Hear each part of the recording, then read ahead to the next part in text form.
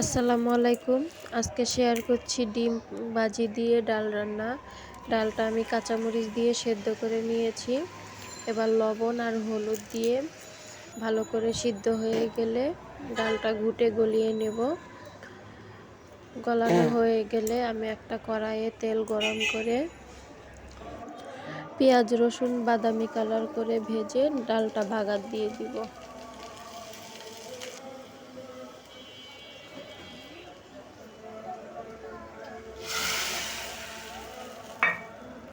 তারপর একটা ডিম লবণ হলুদ দিয়ে ভেজে ডালের ভিতর দিয়ে দিব।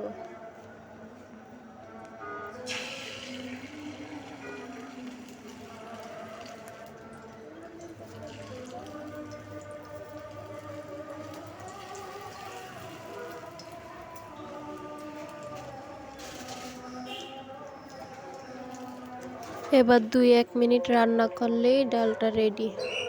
এরকম নর্মালভাবে ডাল রান্না করলেও খুব ভালো লাগে।